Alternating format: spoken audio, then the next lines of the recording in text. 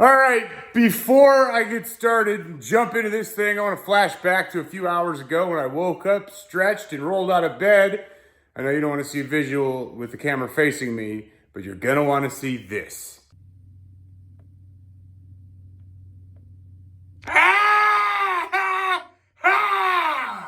Whoo! Man, I got like one less chin. That's 10 pounds down in 2 weeks. We started at 255.8.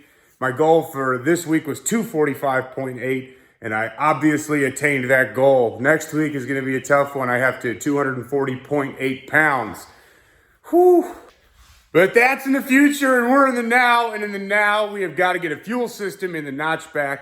And then after I show you what I'm doing for a fuel system in the notchback, I'm going to show you what I'm doing for engine management in the notchback. So we have a couple high points to hit today. The fuel system stuff, I'll go over here in just a second, and we're gonna use something straightforward, just in-tank pump for now, and then if the car gets wild, we'll obviously have to change it up. Also, last week on Facebook, on our Facebook page, if you don't follow that page, go follow it, I made a post up that said I would be giving away spherical bushings from UPR. So UPR sent me a gag of stuff, and I want to spread the love. So the spherical bushings were given away. Zach Moore was the winner of those bushings. They are going to get shipped Monday. It's Sunday today, obviously. So these are going to go out. And then also we have another contest for this week. UPR backed as well. Give me a second. I'll pull it out. Title your sex tape. Go! Woo! Drag race only. Let me clear. It's like smudgy. I had a turkey sandwich this morning. Sorry. Much better. Drag race only, not for street use or, whatever. And then a anti-roll bar. This is their full chromoly anti-roll bar kit for 79 to 2004 Mustangs. So you get everything you need to chuck a solid anti-roll bar up in your Mustang. All you have to do honestly, we make this stuff so simple because I hate tracking large, crazy, big scale contests.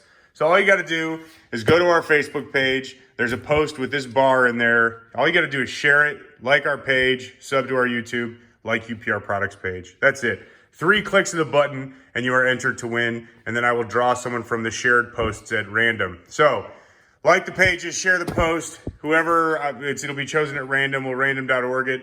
And you will win a anti-roll bar kit. Shout out UPR for setting that up. UPRproducts.com. Okay, that's enough of the sales incentive stuff. For now, I want to get back to the notchback again, refresh your memory. Today, we're going over fuel systems stuff, and we're going over some basic Holley Terminator X install stuff. So those two are the highlights of the video today. Thank you for tuning in. Here we go.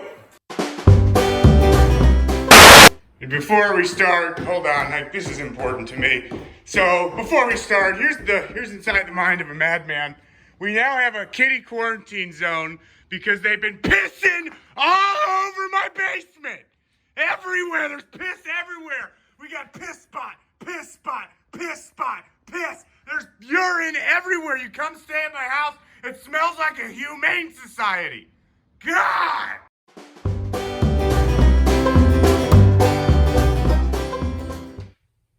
All right, so we have a stock Fox body tank. I have an Aeromotive drop-in hanger / pump. It's the whole thing they sell as one piece. Part number is 18638 on this unit. I'm sorry I did not get a video of installing it, but it's really straightforward. It literally replaces the stock Mustang hanger with an AEM pump. It's already terminated wiring. It has an outlet and an inlet, and it has your power and your negative up top. So you can run a weatherproof relay, triggered from your standalone or from your stock ECU to power the pump on.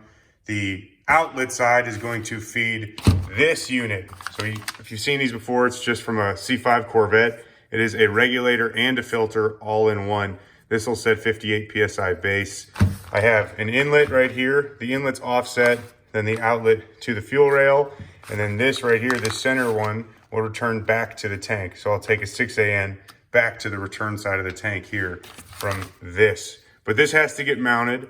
And where I'm gonna mount this unit, I'll show you. If you look on the ground here, that is the stock Fox body filter, I'm guessing filter holder housing deal. Just 2 8mm bolts. And you can see it crawl up under here. That bolts right here. So let me zoom back here for a second. So this is where this piece normally sits. Normally sits like that. There's your spare tire well, rear end. This sits like this. I'm pulling that out and I'm mounting my Corvette unit right there. That's where that'll go by the time I'm done. All right, so to give you an idea of what this is gonna look like, I got the wiring just sitting there and I'll tie that in when I'm done. But you have your outlet and your inlet, and obviously the tank is gonna suck up into the chassis. And then on the back side, where I showed you that fuel filter, I actually had it turned around in the previous video, but you can see there's how the fuel filter's mounted. There's two 8mm bolts that hold that stock fuel filter housing in. So when you pull it out, you can use this bottom mounting point to mount your C5 regulator. And then the lines you have to make from the tank inlet and outlet to this regulator, I'll show you on the bench over here. Nothing fancy, just some fittings I had in the shop. And I say shop like it's not a 2-car garage. It's about 23 inches in overall length, maybe a little bit more when it's straightened out. So both lines, 90 degrees on both, about 24 inches total length. And those two lines will take you down and around the tank and up to that regulator that I just showed you. So all you need, 4 90s, about 4 foot of 6AN hose if you're running 6AN, and then the 6AN outlet and inlet on the actual pump hanger.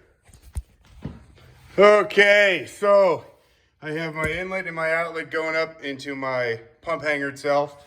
They then hit the fuel pressure regulator / filter, and then I take a 6AN 90 out and over, and I'm actually just gonna follow, if you can see my dirty finger, I'm gonna follow the stock fuel line all the way up to the front of the car, where I'll bend it up underneath some subframe connector and head out at the firewall right there. Right there. Right in this general area. Get a little light. Maybe you could see better with the light, but you could see, hold on. All right, so up and over the anti-roll bar, tied to the stock fuel lines. As I'm doing a terrible job filming this, I am gonna zip tie that all up and out of the way. With the fuel system ran pretty much all the way to the front, I have to tie it up and away, but I wanna get the headers on first to make sure I avoid all the heat. I need to drop my engine harness in now so I can route it as well. And I've had some questions over what I'm using for engine management, and I will be using the trusty Holley EFI Terminator X kit. So I'm using the 550-909, so it'll cover drive-by cable, no transmission control. It's your basic run-of-the-mill kit. So no frills. This kit retails for I think $9.99, and this is what I'm gonna be using. So in your Terminator X kit, you open it up, you're gonna get a few things. The first of which, you see that, is your main power harness. So this is the harness that you run all the way to your battery. Comes with terminals, comes with heat shrink. That's your main power harness. So that'll go all the way to the ECU. And then they give you a main engine harness. Pull this out of the way. Your main engine harness, as you can imagine, is for your engine. These are the connectors that plug into your ECU. You have a power tap. You have everything for your injectors, all that stuff. Main relay, that's your main engine harness. So that's gonna be what routes through your engine bay and then through your firewall and then to your ECU wherever you decide to mount it. So there's that. And then farther in the box, you get your IO harness. So your inputs and your outputs, you run through this. And that plugs this plugs into the main harness I just showed you. So there's a receptacle on the main harness that accepts this. So you can terminate your inputs and your outputs with this. The Terminator, I believe, comes with 4 inputs, 4 outputs. So you control, radiator fan, you can control auxiliary fuel pumps, 2-step, stuff like that with your inputs and your outputs. You also get your injector harness, depending on what injectors you went with, but this is an EV6 harness, so injector harness, and obviously the screen. So this is what I'm gonna be using for gauges for the first little bit. Pull this out, 1 sec. So they give you this 3.5-inch screen, and it's not the best thing in the world, but it does the job if you're on a budget, which this project is on a budget. So that'll get mounted nice somewhere clean. And of course, O2 sensor and You'll need to mount that somewhere. You don't want to mount it low like this, at least parallel or above parallel, so moisture doesn't pool up on the sensor and kill it. So make sure you get that done. It also comes with a weld bung for your O2 sensor as well. And then in this box, let me cut this open real quick. One sec. Movie magic. In this box, you get your actual ECU, which if you haven't handled one of these yet, it's funny, man. They're like little Game Boys. They're plastic shells. They're not like the Dominator, which is like a 26-pound piece of metal, but it has an internal map sensor. That's where you plug your main power harness in that I showed you first, and then your two main harness plugs for your main engine harness. But that thing can mount, tuck away nice and neat, and these things do not take a ton of time to wire into the chassis. So from a cost standpoint and from an ease of install, that's why the Terminator X sells so well, because it's just a ABC product. I mean, there's not a lot of guesswork involved there. If you do not know how to wire and you have never wired an EMS system into your car, this is a great one to start with. So I recommend this highly for your simple drive-by cable stick shift setups or manual shifted 400, 350, power glide, whatever. So mounting the Terminator, I'm gonna mount it on the passenger side floorboard over here. So I had to run the main connectors, the relay, fuse holder, and the CAN plug, all that through the firewall. And I'll show you in the engine bay how that looks.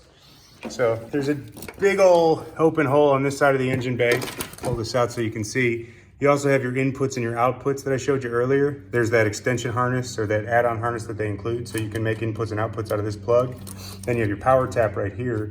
So what I do is I feed it all the way through the firewall. I'll put a rubber grommet around there, and then I have access to my inputs, outputs, and my power tap. Then I lay the engine harness over the engine. You have your wideband O2 sensor. I get that out of the way until my headers are in. You have everything marked, so connect to cylinder head only. This is your ground for your coils. Your injector sub harness will plug into this. So this will lay towards the center of the valley cover. You have knock sensor, which nobody needs, who cares about that. You have cam sensor, so cam sensor plug is in the back here, is your cam sensor. You have oil pressure right here. So oil pressure will plug into oil pressure right there. And then this side, we come around here, we'll lay over on the driver's side, and you'll see you have injectors, or I'm sorry, ignition odd, and then you have all of your throttle body stuff, fuel pressure as well. So if you want to run a fuel pressure sensor, you can. TPS, IAC, all that stuff. Intake air temp, it's all right there. Coolant temp, which will go right yonder. Hang it all across the engine, plug everything in you have, and you're good to go. Okay, so like we just talked about, once you get your harness plugged into its respective spots, your coolant pressure, coolant temperature over here, your throttle body stuff, your injectors will have a sub harness that plugs into the main harness that Holley sends you. You're gonna have some unterminated wires. So you have red, blue with a white stripe, and green. That's off the main harness on the firewall side, post firewall side, the way I have it routed. And then on the inside of the chassis, you're going to have red with a white stripe and black.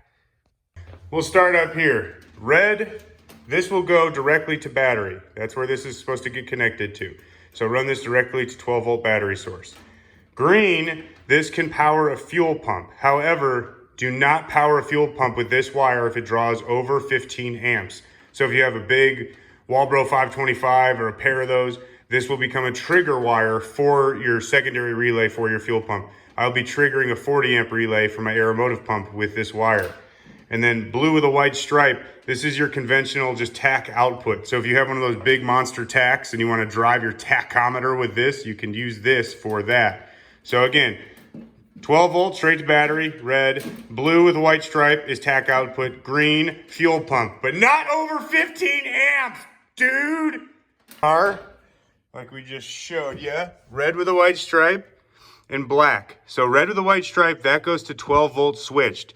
So ignition switched, and black will just go to chassis ground. Very simple. 5 wires, super easy. That's all you got. That is the most basic way to get this system running. However, you also have your auxiliary input and output harness. I touched on this earlier. You can run up to 4 inputs, 4 outputs. So if you have a drag car and you want to run bump or a trans brake, or you have a stick car, you want to run two-step, or a two-step with an automatic car, it doesn't matter. All that stuff can be done via input and output with the equipment they give you, the software you give you. I like to use the outputs to drive auxiliary stuff. So if I have a secondary fan or a secondary fuel pump I want to kick on, anything like that, I like to use that for. So either way, that covers the basic wiring stuff on the Terminator X. It is super simple and straightforward if you have an LS swap. They make it pretty much foolproof. If an idiot like me can do it, so can you. Except for the guy Tony, who called me an annoying twat in a video a while back. You probably can't do it because nobody likes you, Tony, and I'm not affected by what you said at all. It's like just get a chance to know me before you just start throwing around the T word. You know? I mean, I know I'm annoying, but I'm not a twat. How dare you?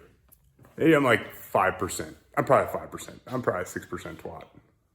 Can we say that in our YouTube videos without getting in trouble? Any hoodle. That's all I have for this week. Remember to go follow Justin Swanstrom as he's trying to lose some weight too. I'm sure he's faking all his numbers because I've seen pictures of him and he looks like he's gained weight since he started this adventure. But he is doing it alongside of me. If I don't lose 5 pounds, which means I have to be 240.8 next week, I take $100 out of my own pocket and I give it to a viewer that has shared or commented on any of our videos. I don't care. I used to be real strict about how we're going to give the money away. But if you're a Clapped Out fan and you support us, I'll pick somebody at random to send the cash to. Either way, thank you guys so much. I hope I lose the weight next week because I don't want to pay you any money. Have a great rest of your week. Bye.